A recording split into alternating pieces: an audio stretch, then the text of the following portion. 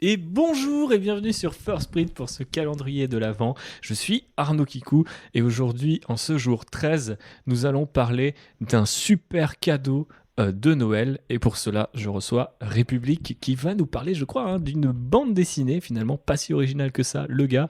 Alors, République, de quoi ça s'agit? Eh bien, merci de m'accueillir, Arnaud Kikou. Ça me ferait vraiment très plaisir. Du coup, je vais parler, je sais pas comment t'imiter. J'aime Star Wars et Warhammer. Alors aujourd'hui, on va parler. Voilà, c'est une intro qui est complètement bordélique, mais en même temps, c'est le jour 13. Ça porte malchance, je sais pas, l'apocalypse, tout ça, mais surtout Noël. Noël. Et qui Noël. dit Noël dit surtout les cadeaux, la tunasse, la bonne tunasse pour acheter des cadeaux. Et c'est le principe comme République l'a énoncé juste avant en faisant une audacieuse imitation de ma personne. Voilà, le calendrier de l'avance, c'est donc Pas aussi l'émission. audacieuse que la tienne avec le nez bouché. Effectivement, mais je suis des coups. Tu sais que j'habite juste en face du cours Florent et du coup, je m'incruste Ah, dans, c'est dans la vrai. promotion chaque matin. Blague à part, vous êtes donc dans le 13e jour du calendrier de l'Avent de First Print. Cette intro a été complètement improvisée, mais ce n'est pas grave puisque République est avec nous et justement, voilà, il respectait un petit peu sa propre auto-parodie en allant nous parler, alors pas de Star Wars cette fois, mais bien de ton autre petite licence favorite qui fait qu'on te surnomme un peu la goule du 12e dans La Paris, goule du doux. qui est donc la licence Warhammer, pardon. Warhammer, donc République, fais-toi plaisir. J'espère avoir ce titre parce que dans le 12e, il y a un magasin Warhammer justement qui est le plus grand de France et dans lequel du coup il y a d'immenses goules. Donc si c'est moi celle du 12e, c'est vraiment que je suis vraiment très très haut dans le game de la goulerie.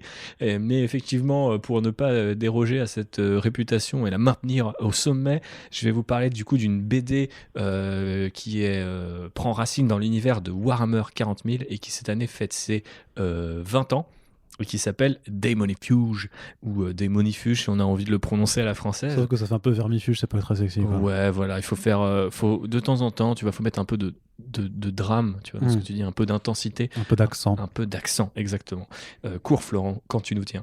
Bref, c'est une BD qui est écrite par Jim Campbell et qui est dessinée par un certain Kev Walker, que depuis les gens connaissent pour avoir fait pas mal de choses, y compris dans l'autre licence, effectivement, Star Wars, puisqu'il a dessiné notamment Docteur Aphra. Mais du coup, démonifuge, qu'est-ce que c'est pour reprendre du coup Une l'expression expression, consacrée? tout à fait, une expression qu'on aime beaucoup ici. Exactement.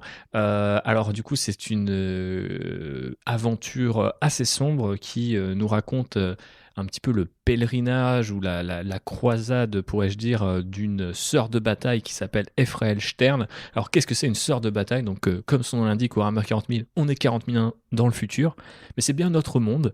Du coup, l'humanité est un peu comment dire, parsemé à travers les étoiles comme ça et dirigé par un type qui s'appelle l'empereur et qui est assez abominable et très peu démocratique puisqu'il règne sur des millions de mondes, donc vous vous doutez bien qu'il ne peut pas gouverner avec tous ces gens. Ce serait dommage quand même. C'est ça la réalité de Warhammer 40 000, c'est que du coup tout le monde se réfugie dans l'ignorance et l'obscurantisme avec un soupçon de totalitarisme pardon, par-dessus tout ça. Et donc forcément les sœurs de bataille sont des espèces de super guerrières. Elles sont humaines, hein, elles sont pas génétiquement modifiées, elles sont pas produites tu vois, dans des laboratoires, mais en gros elles sont les guerrières de la foi impériale. Donc c'est elles qui protègent tout ce qui est, on va dire, clergé dans cet univers. Et forcément il y a un culte de la personnalité autour de cet empereur et un culte religieux très fort. Et du coup ce sont des guerrières un peu zélotes, plutôt d'élite, mais potentiellement un peu plus balèze intellectuellement que la moyenne aussi, parce qu'elles reçoivent une éducation plus avancée. Et cette dame-là, qui du coup de base n'est pas excessivement fréquentable, va se retrouver au cœur d'une machination où au final les gens qu'elle a juré de servir vont la considérer comme une hérétique suite à un certain nombre de rebondissements plus ou moins trash et un peu gore.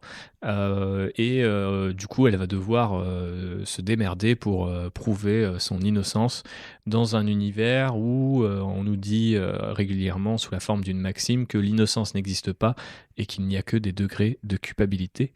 Et donc, notre cher Ephraël va un peu traverser comme ça la galaxie et du coup tenter de survivre à son sort et aussi de savoir en fait ce qui lui arrive, parce que peut-être qu'effectivement elle est touchée par une forme tu vois, de don, mais est-ce qu'il permettra à l'Imperium, à ce fameux empire, d'abattre ses adversaires, ou est-ce qu'au contraire il est une sorte de piège tendu par ses fameux adversaires? Donc ça parle de délires un petit peu métaphysiques comme ça, qui sont typiques de Warhammer 40 000, avec forcément ce soupçon de Shakespeare par-dessus, avec vraiment un côté conspiration, histoire d'entraide, pas forcément d'amour, mais en tout cas d'entraide ou d'alliance un petit peu apocalyptique, tu vois, en mode genre... à un moment, elle fait équipe avec du coup une race alien qui normalement est honnie, tu vois, par les humains, parce qu'on est toujours xénophobe 40 000 ans dans le futur, le saviez-vous? Et voilà, c'est plutôt très particulier comme BD. Je préviens, ça va pas mettre dans les mains de tout le Oui, monde. voilà, ce n'est pas le cadeau que tu feras à ton petit frère de 7 ans. Non, tout à fait. À moins qu'il soit déjà super fan de Warhammer 40 000, mais auquel cas il y a potentiellement un problème. Mais c'est une des BD que moi j'ai découvert dans une édition française qui à l'époque était divisée en 3 tomes, qui en gros reprenait à peu près 3 arcs, qui du coup était sorti dans les années 2000, donc un peu plus tard chez nous. Donc j'étais ado, quoi, j'étais au collège, lycée, peut-être ouais, même déjà au collège, donc peut-être déjà trop tôt. Et en fait, c'est une représentation de cet univers Warhammer 40 000 qui est complètement cauchemardesque, qui était hyper agressive et vraiment brute de décoffrage, quoi. Kev Walker a pas du tout le style qu'il a aujourd'hui à l'époque, et du coup, il est vraiment dans cette espèce de côté très organique, chelou. C'était uniquement en noir et blanc à l'époque. Maintenant, ça a été colorisé du coup dans cette édition dont on parle aujourd'hui du 20e anniversaire, qui a le mérite du coup de regrouper toute la série. Donc ça, c'est plutôt cool pour une trentaine d'euros. T'as tout plutôt que de racheter des bouquins qui étaient globalement, tu vois, en couverture souple avec un papier pas forcément le plus génial possible. Pour l'anecdote, moi, quand j'ai découvert ce premier bouquin, et d'ailleurs que le premier bouquin et pas les autres, j'ai tellement saigné parce que j'étais à la fois fasciné et complètement terrifié par ce truc que les pages finissaient par se décoller, tu vois, du truc. Donc ça vous parle un peu sur la qualité d'édition et tu vois, juste de la popularité de ce truc-là, parce que je pense que si je suis pas tombé sur les deuxième et troisième, c'est peut-être parce qu'ils n'ont jamais été édités, ou peut-être parce que que dans des très petits cercles, ou à de très petits tirages, pardon. Donc l'avantage, c'est que avec du coup le 20e anniversaire est sorti aussi des figurines qui sont tirées de ce bouquin-là, et donc une recolorisation sous une nouvelle édition de toute l'histoire que vous pouvez offrir à des gens qui aiment Warhammer 40 000, la BD ou les deux. Je suis pas sûr que ça soit le meilleur moyen de découvrir Warhammer 40 000, surtout qu'en ce moment Marvel édite une série qui est peut-être plus new reader friendly, on va dire, mais ça peut être un cadeau dans le sens où un fan de Warhammer qui a peut-être déjà toutes les figues, qui croule peut-être déjà sur tous les projets, vous pouvez lui offrir ça parce que ça fait un cadeau un peu pointu. Et à l'inverse, si c'est un univers qui vous parle, ou que, je sais pas, peut-être vous avez déjà touché un roman ou deux, un jeu vidéo ou deux, ça peut être assez cool parce que il y a le côté Kev Walker et tu sais, comics britannique qui est du coup assez entier et direct, tu vois. Donc j'irai pas forcément jusqu'à comparer ça au meilleur de 2080, mais il y a vraiment ce genre de vibe, tu vois, un peu brutal, et qui peut potentiellement vous parler. Et du coup, cette fois en couleur, donc c'est peut-être aussi accessible au plus grand nombre. C'est pour ça que je voulais vous le recommander. C'est sorti chez Black Library, du coup. Il y a une édition française, je sais pas dans quelle mesure on la trouve encore. Là maintenant en décembre. Après, l'édition anglaise est encore assez dispo un petit peu partout. On a vérifié avant d'enregistrer. Donc voilà, jetez-vous dessus si vous voulez un cadeau original pour vos ghouls.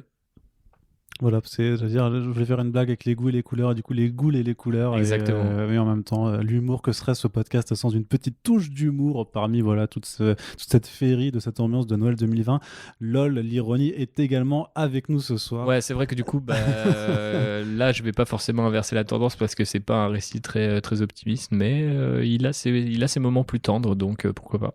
Ok, très bien. Bah, écoute, République, je te remercie Et moi, pour cette recommandation. N'hésitez pas à prendre en photo votre démonifuge si à la suite de ce podcast, vous le recevez sous votre sapin. Ce serait rigolo, mais ça me ferait vraiment, ce serait vraiment très stylé. N'hésitez pas juste à partager pour faire découvrir l'émission. République, on te retrouve dans l'Outrider et le Landrider, les podcasts de l'extrême. On rappelle aussi que ton bouquin, le mythe Star Wars, est disponible chez Sœur d'édition, et quelque part, c'est aussi aussi une idée de cadeau à mettre C'est sous vrai. sous les sapins. Hein, je pensais que tu allais faire de l'autopromo, tu ne le fais même pas. Quelle déception, je dirais même quelle indignité pour faire une référence. Et nous sommes sur First Print. Exactement, c'est ça. C'est ça. Donc voilà, et ben voilà, partagez l'émission s'il vous plaît, et on se donne rendez-vous dès demain pour le 14e jour du calendrier de l'Avent First Print. Salut! À demain.